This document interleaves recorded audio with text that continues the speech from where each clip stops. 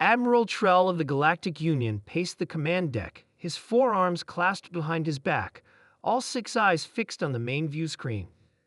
The diplomatic mission to the edge of Union space had been proceeding smoothly when the sensors detected an anomaly. Now that anomaly had materialized into something unprecedented. A massive vessel of unknown design approaching their position.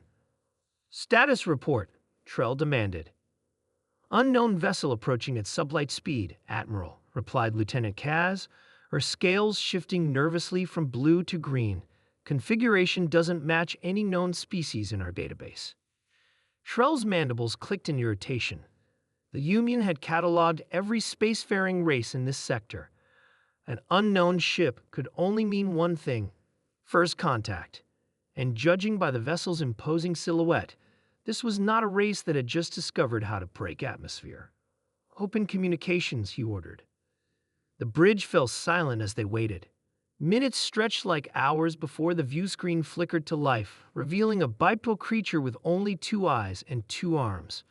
Primitive by Union standards, yet there was something in those eyes that made Trell's exoskeleton tighten. "This is Captain Alex Bell of the Earth Vessel _Retribution_," the creature said.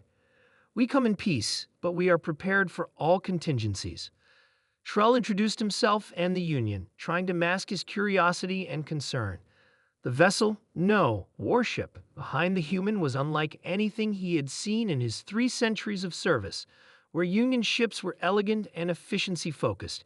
This human vessel bristled with what could only be weapon emplacements. Its hull bore scars that had been repaired, rather than replaced, worn like badges of honor. "We request permission to send a delegation to discuss potential diplomatic relations," said Captain Bell.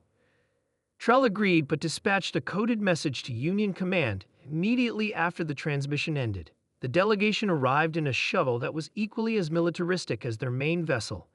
5 humans entered the diplomatic chamber, led by Captain Bell and accompanied by what appeared to be both military and scientific personnel.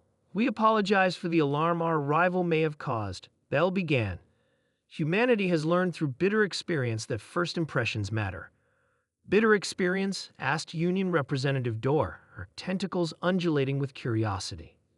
The humans exchanged glances before their diplomat, Dr. James, spoke. "Our first interstellar contacts were not peaceful. We lost 3 colony worlds before we understood the realities of space." The revelation sent murmurs through the Union representatives. They had assumed humans were newcomers to the stars, yet here they spoke of multiple colonies and conflicts. "You've engaged in interstellar warfare?" Trell couldn't keep the shock from his voice. "We didn't seek it," replied Bell firmly, "but we survived it. The _Retribution_ is one of our peacekeeping vessels." Peacekeeping. The word didn't match the behemoth that now dwarfed the Union's diplomatic cruiser in the void outside. Later, as the human delegation toured the Union vessel, Trell conferred privately with the senior staff. "Their technology is peculiar," noted Chief Engineer Vox. "Advanced in weaponry and defensive systems, yet almost primitive in other areas. It's as if their entire technological development has been filtered through a military lens." "What troubles me," said Intelligence Officer Mira, "is their casualness about it all. Did you see how they wear their scars? Not just their ships. The captain has a visible scar above her eye that could easily be removed with their medical technology, yet she keeps it." Trell nodded grimly. "They're warriors. Not by choice, perhaps, but by necessity." When the Union delegation reciprocated with a visit to the _Retribution_, Trell's suspicions were confirmed. The human warship was a fortress in space. Every system had redundancies. Every crew member was trained in combat, as well as their primary duties.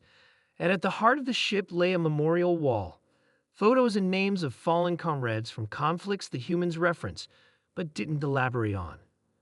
"We call it the Remembrance Wall," explained Bell, noticing Trell's attention. "To forget the cost of peace is to invite war." The tour ended at the bridge, where Trell finally asked the question that had been burning inside him. "Your ship, your tactics, your entire approach suggests you face threats beyond normal piracy or border disputes. What are you telling us about what lies beyond Union space?" Captain Bell's expression hardened. There are species out there who don't negotiate, Admiral. Species who see others only as resources or threats to be eliminated. We learned that lesson in blood. Yet you approach us openly, in a vessel clearly designed for war. Belle smiled, but it didn't reach her eyes. Precisely because it is designed for war, we can afford to come in peace. Humanity extends its hand in friendship, but never without the means to defend itself. As the Union Council debated the implications of the human delegation's visit, reports came in of unusual activity beyond the border. 3 predatory vessels of a species long thought dormant had appeared, approaching Union space with clear hostile intent. Before the Council could even formulate a response plan, the _retribution_ moved into position. This is Captain Bell to Union Command. We've identified these hostiles from our records. Allow us to handle this situation. What followed was both terrifying and awe-inspiring. The human warship engaged all 3 vessels simultaneously, employing tactics that seemed reckless yet proved devastatingly effective. Within 20 minutes, 2 enemy ships were disabled, and the 3rd retreated. When it was over, Captain Bell contacted the Council again. This is why we built the _retribution_ and her sister ships. Not because we desire war, but because we understand its inevitability. The galaxy is not always kind to those who cannot defend themselves. 2 days later, the Union Council voted unanimously to establish formal relations with humanity. They terrify me, admitted Councillor Z after the vote, but I'd rather have them as allies than face what they've faced alone.